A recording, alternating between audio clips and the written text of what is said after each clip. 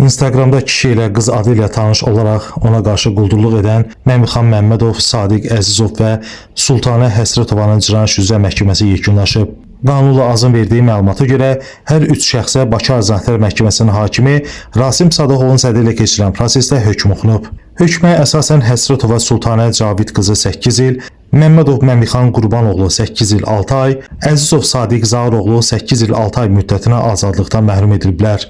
İttihama görə Məmixan Məmmədov tamah niyyəti ilə özgənin əmlakını ələ keçirmək məqsədi ilə tanışı Sadiq Əzizov və qeyri-rəsmi ər-arvad münasibətində birlikdə yaşadığı Sultanə Həsrətova ilə qabaqcadan əlbil olan bir qrup şəxs halında birləşib cinayət əlaqəsinə giriblər. Məqsəd Sultanə Həsrətovanın müxtəlif vətəndaşlarla sosial şəbəkə vasitəsilə tanış olub yaşadıkları evə dəvət etmək, Məmixan Məmmədov və Sadiq Əzizovun sonradan evə daxil olaraq həmin şəxslərin əmlaklarını quldurluq yolu ilə ələ keçirib öz aralarında bölmək olub.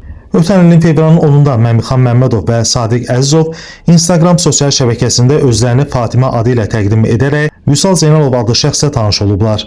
Onlar iş üzrə zərər çəkmiş olan Vüsalı Sevgililər günü, yəni fevralın 14-də kirayə yaşadıkları Bakı şəhəri Xətai rayonu Aşıq Qurban küçəsində yerləşən nömrəsiz fərdi yaşayış evinə dəvət ediblər. İttiham aktında göstərilib ki, qrupun üzvü Sultanə Həsrətova Vüsal Zeynalovu qarşılayaraq həmin evə gətirdikdən sonra əvvəlcədən əldə edilmiş razılığa görə Məmixan Məmmədov və Sadiq Əzizov otağa daxil olaraq Məmixan Məmmədov özünü Sultanə Həsrətovanın əri kimi təqdim edib.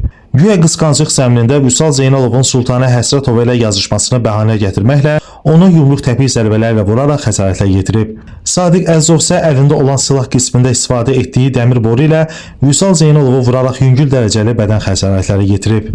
Daha sonra Məmixan və Sadiq zərər çəkmişin smart qol saatını götürüblər. Eyni zamanda Vüsalın pul kartından 999 manat, digər kart hesabından isə 196 manat pulu özlərinə göndərərək ümumilikdə 1455 manat məbləğində ziyan vurublar. Qeyd edək ki, Məmixan Məmmədov və Sultanə Həsrətovaya qarşı Cinayət Məcəlləsinin 181.1-ci, yəni quldurluq qabaqcadan əlbir olan bir qrup şəxs tərəfindən törədildikdə və Sadiq Əzizova isə 181.2.5-ci, yəni quldurluq silah və ya silah qismindən istifadə edilən əşyalar tətbiq edilməklə törədildikdə və 181.2.1-ci, yəni quldurluq qabaqcadan əlbir olan bir qrup şəxs tərəfindən törədildikdə maddələrlə ittiham sürülüb.